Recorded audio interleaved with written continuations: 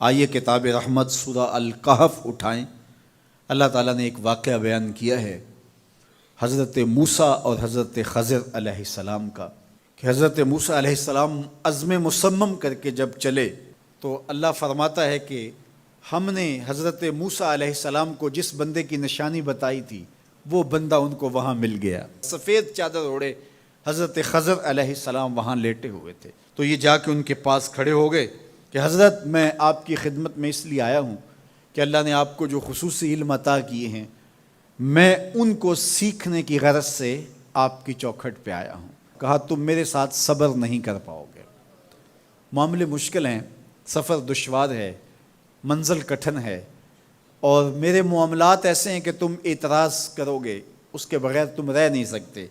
حضرت موسیٰ علیہ السلام نے کہا اگر اللہ نے چاہا تو آپ دیکھیں گے میں صبر کروں گا اور آپ کے کسی حکم کی کسی کام کی میں نافرمانی نہیں کروں گا، کسی کام کا انکار نہیں کروں گا۔ کہا کہ اچھا شرط یہ ہے کہ جو میں کروں اس پر تم اعتراض نہیں کرو گے، سوال نہیں کرو گے، یہاں تک کہ میں خود ہی نہ بتاؤں۔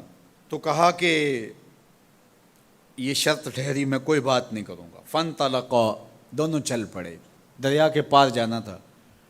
جو کشتی کا مالک تھا، کشتی بان تھا، وہ حضرت خضر علیہ السلام کو جانتا تھا تو اس نے کرایہ بھی نہیں لیا، لیکن جب کشتی پر سوار ہوئے تو عصا مار کے حضرت خضر علیہ السلام نے کشتی کا ایک پھٹا توڑ دیا۔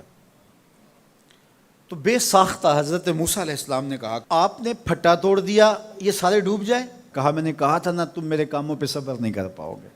تو حضرت موسیٰ کو یاد آیا، کہا میں بھول گیا تھا، اس پر مواخذہ نہ کیجیے۔ پھر دونوں چل پڑے، بچے کھیل رہے تھے، ایک خوبصورت لڑکا وہ بھی بچوں میں کھیل رہا تھا۔ حضرت خضر آگے بڑھے اور اس کی گردن مروڑ دی، اس کو قتل کر دیا۔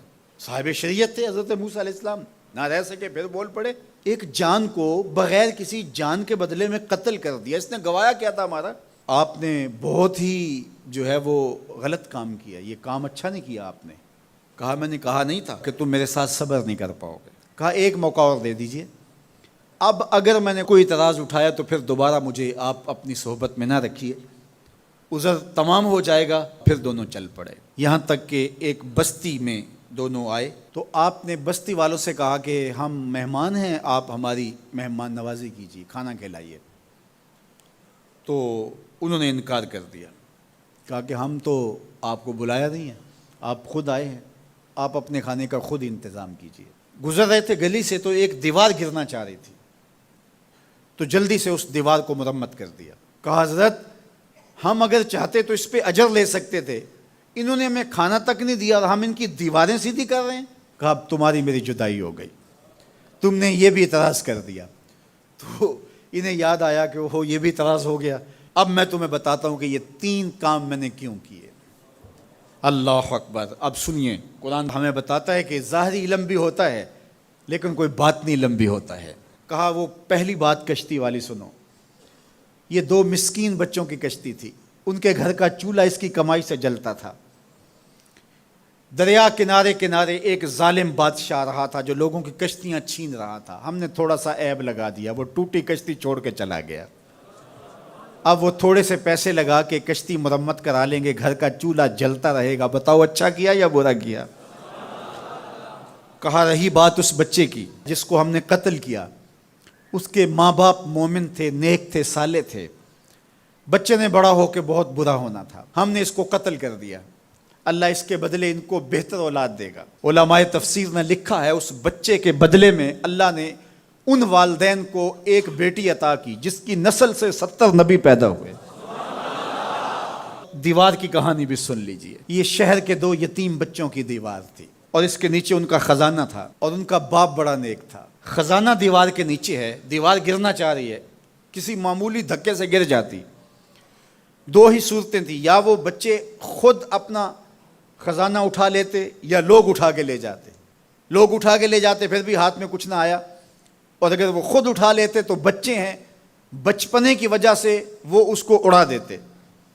تو ہم نے اس کے اوپر دیوار کھڑی کر دی، جب تک وہ اس قابل نہیں ہو جاتے کہ یہ خزانہ نکال کے اس کو صحیح مصرف پہ لگا سکیں، اتنی دیر تک دیوار گرے گی نہیں۔ اللہ اکبر۔ وہ کسی وجہ سے دیوار قائم رہے گی، اور جب وہ اس عمر کو پہنچ جائیں گے جس عمر میں وہ اس خزانے کو سنبھال سکیں گے تو پھر دیوار خود بخود گر جائے گی اور یہ خزانہ نکال کر کے اپنے کام پہ لے آئیں گے۔ میں جب پہلی مرتبہ اس کو جو ہے وہ غور کے ساتھ تلاوت کیا تو مجھے یہ لگا کہ اس کا انطباق پاکستان کے حالات پہ بھی ہو سکتا ہے، اس لیے کہ یہ بھی یتیموں کا سرمایہ ہے۔ کتنے یتیم روتے بلکتے رہ گئے اور ان کے سر سے جو ہے وہ سائے اٹھ گئے اس وطن کے لیے، لیکن میرے مالک نے اس ملک کے خزانوں پر گہرے پہاڑ اور بڑی بڑی دیواریں کھڑی کر دی ہیں۔ جب تک یہ قوم بلوغت تک نہیں پہنچے گی اتنی دیر تک وہ خزانے ظاہر نہیں ہوں گے، اور جب یہ قوم اپنی بلوغت تک پہنچے گی، شعوری بلوغت، فکری بلوغت، علمی بلوغت، اور رب سے جو وعدہ کیا تھا پاکستان کا مطلب کیا، لا الہ الا اللہ، جب اس بلوغت تک یہ پہنچ جائے گی، اس وعدے کی تکمیل ہوگی، پھر رب دیوار ہٹا دے گا اور پاکستان کو اللہ اتنے خزانے دے گا اور پاکستان ایسا مالا مال ہوگا دنیا دیکھنے آئے گی انشاءاللہ۔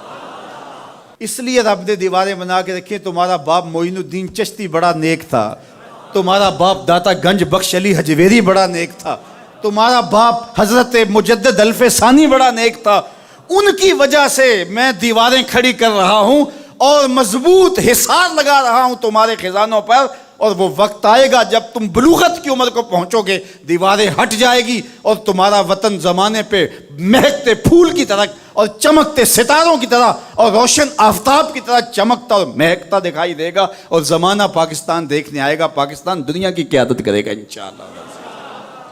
تو کہا یہ تعویل ہے ان باتوں کی جو باتیں میرے رب نے مجھے بتائی، اور یہ میں نے اپنی مرضی سے نہیں کہیں، اور جو میں نے کیا اپنی مرضی سے نہیں کیا۔ تو یہ باطنی باتیں ہیں، شاید یہ باطنی باتوں کے جوش میں یہ بات بھی میں کر گیا۔ وہ کیا کسی نے کہا تھا کہ بھری محفل میں ایک راز کی بات کہہ دی، بڑا بے ادب ہوں سزا چاہتا ہوں۔